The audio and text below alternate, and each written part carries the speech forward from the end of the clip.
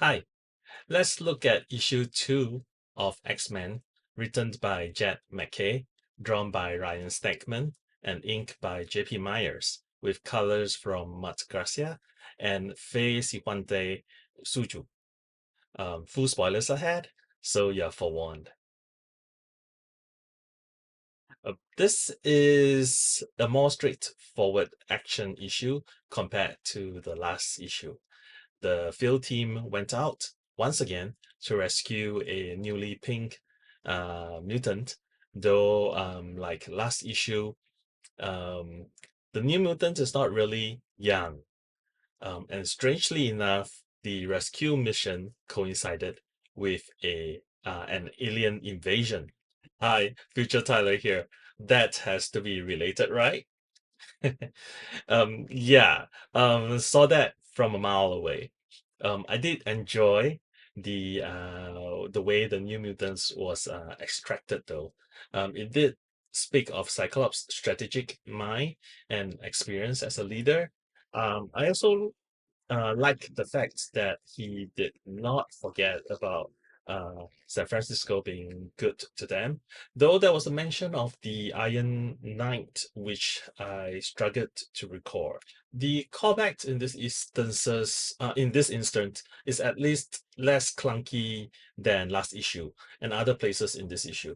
I tried to find something regarding the Iron Knight, and the only thing I could find is with the promo write-up for issue 7, which is probably a flashback issue and has something to do with the factory. It kind of makes sense that I could not recall anything regarding that then. Mm. I also kind of wonder why Juggernaut was not on the ground team, as he was probably useless in a plane. But I like that they are using him as a projectile. Not quite as cool as a mutant circuit, but similar. There are many instances of mutant powers interfacing with technology in this issue, from Magic using her powers in conjunction with X Drive to the aforementioned shooting Jaggy out of a mass driver, Temper absorbing waste heat from shooting the mass driver, and Q shooting my bullets via TK cannons. That last bit, though, is kind of unnecessary. I mean, he could have and had been doing that with just his mind. There is no need for him to interface with anything for it to work. So that is a stretch for me. But Q being a smug prick is an easy bit of characterization to nail. I mean, now that he's no longer bugging Wolverine, he's bugging Cyclops. I could do without the bit of Cyclops teenage fantasies though. I thought that was kind of in poor taste, especially since he was kind of referring to Magic, who is probably closer to a niece to him. I did not think of it that way, since he was referring to his past fantasies and not about Psylocke or Magic. But I can see where it could be taken wrongly. Psylocke did reply with a hope after all. Regarding other character voices, I feel like McKay is still trying, especially to nail Psylocke's voice. Um, at times, her dialogue feels interchangeable, or maybe it's just exposition that are unnecessary or clunky, like that bit about Magic's background. I get a sense that we are still in the let's get to know the mutants phase. Psylocke is tough, Cyclops is strategic, Juggernaut is dumb, Q is annoying. I mean, I struggled a bit with the dialogue in this issue on the reread, and a lot of it came across as pretty one note.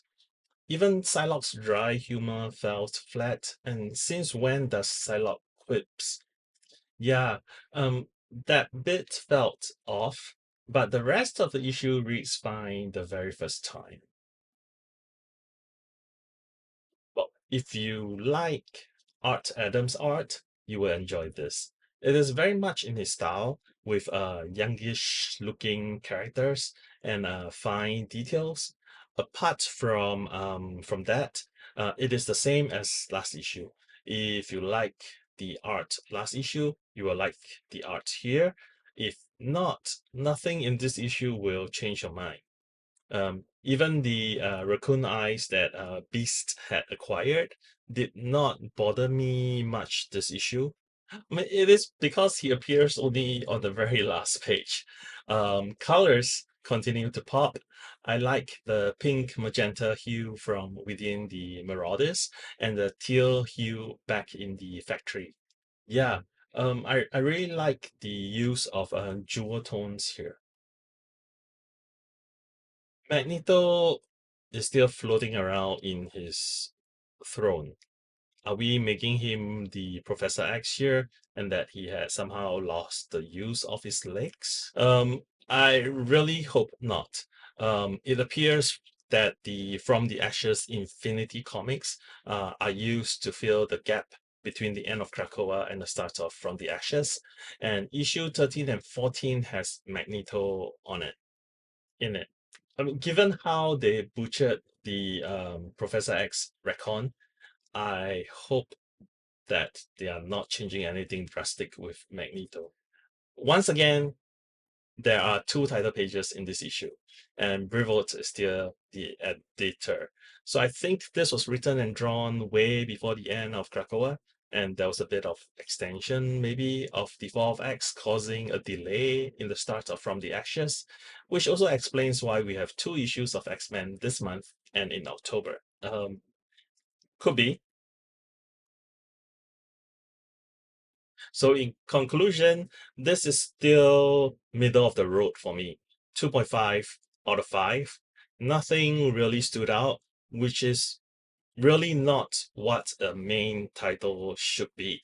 I agree, and do not have a lot more to add.